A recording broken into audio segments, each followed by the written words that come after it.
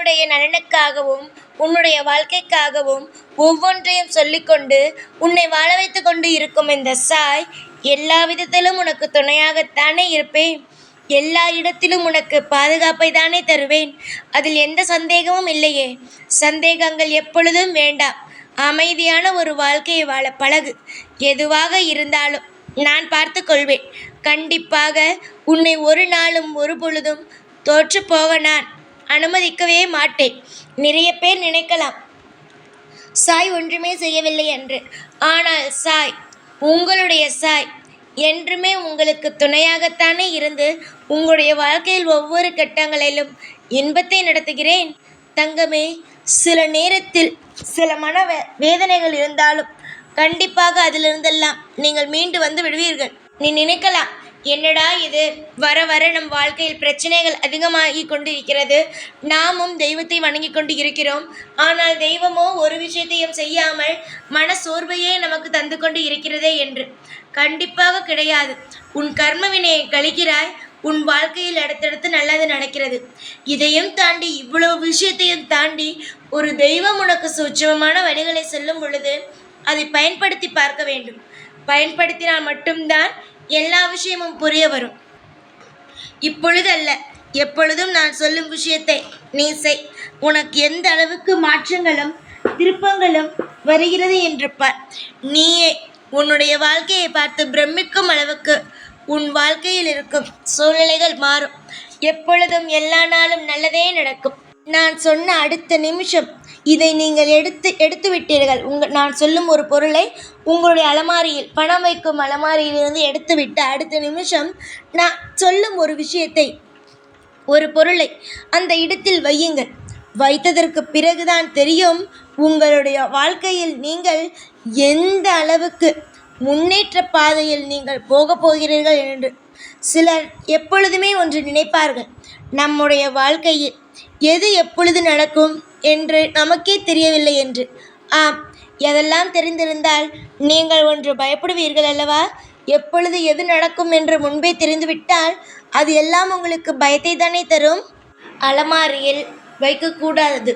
இறந்து போனவர்களின் ஜாதகம் எப்பொழுதும் வீட்டுக்குள்ளும் இருக்கக்கூடாது, அது அலமாரியிலும் இருக்கக்கூடாது. முதல் அலமாரியிலிருந்து உன் வீட்டில் இருந்தால் அதை எடு.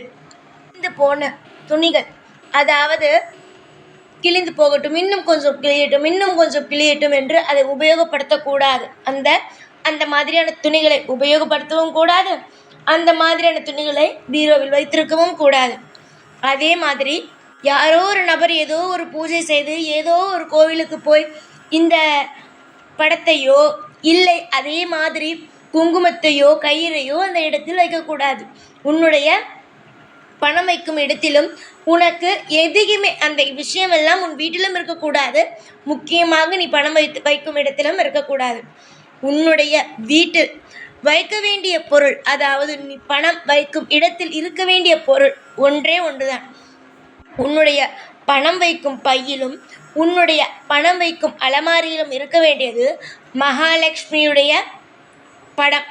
அதில் எப்பொழுதும் துளசி, அதாவது விஷ்ணு துளசி, அந்த துளசி அதில் இருக்க வேண்டும். இது இருந்தாலே போதும். பணமானது எங்கிருந்தாலும் ஈர்த்து கொண்டு வந்து உன்னிடம் சேர்க்கும்.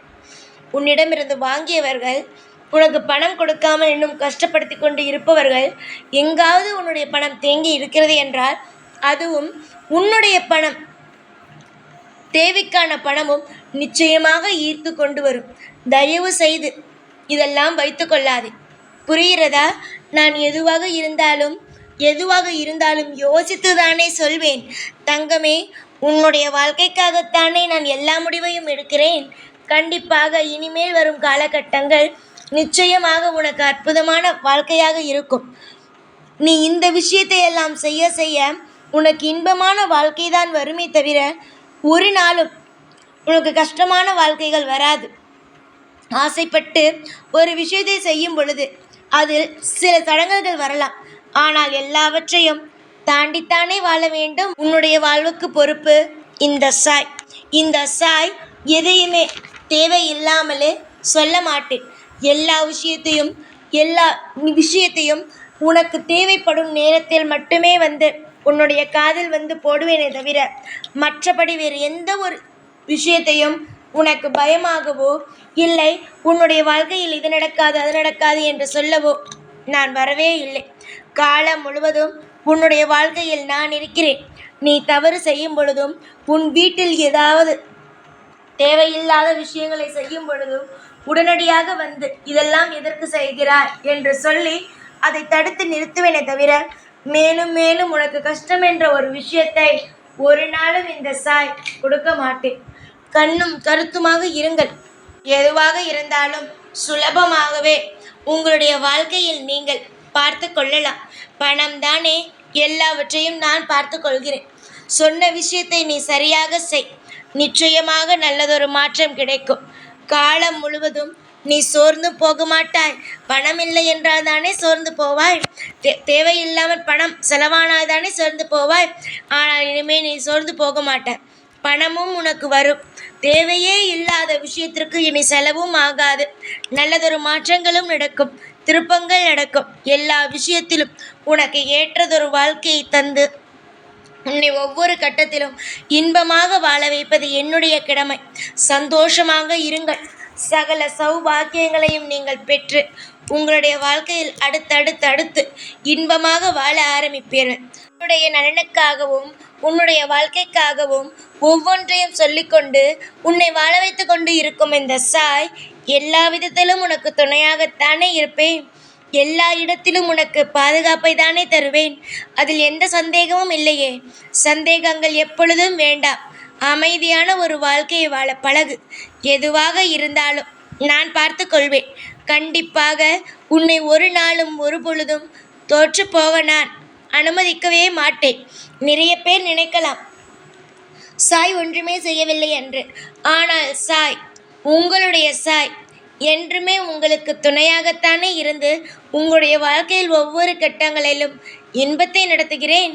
தங்கமே, சில நேரத்தில் சில வேதனைகள் இருந்தாலும் கண்டிப்பாக அதிலிருந்தெல்லாம் நீங்கள் மீண்டு வந்து விடுவீர்கள். நீ நினைக்கலாம், என்னடா இது, வர வர நம் வாழ்க்கையில் பிரச்சனைகள் அதிகமாகி கொண்டு இருக்கிறது. நாமும் தெய்வத்தை வணங்கி கொண்டு இருக்கிறோம். ஆனால் தெய்வமோ ஒரு விஷயத்தையும் செய்யாமல் மன சோர்வையே நமக்கு தந்து கொண்டு இருக்கிறதே என்று. கண்டிப்பாக கிடையாது. உன் கர்ம வினையை கழிக்கிறாய். உன் வாழ்க்கையில் அடுத்தடுத்து நல்லது நடக்கிறது. இதையும் தாண்டி இவ்வளவு விஷயத்தையும் தாண்டி ஒரு தெய்வம் உனக்கு சூட்சமமான வழிகளை சொல்லும் பொழுது அதை பயன்படுத்தி பார்க்க வேண்டும். பயன்படுத்தினால் மட்டும்தான் எல்லா விஷயமும் புரிய வரும். இப்பொழுது அல்ல, எப்பொழுதும் நான் சொல்லும் விஷயத்தை நீ செய். உனக்கு எந்த அளவுக்கு மாற்றங்களும் திருப்பங்களும் வருகிறது என்று பார். நீயே உன்னுடைய வாழ்க்கையை பார்த்து பிரமிக்கும் அளவுக்கு உன் வாழ்க்கையில் இருக்கும் சூழ்நிலைகள் மாறும்.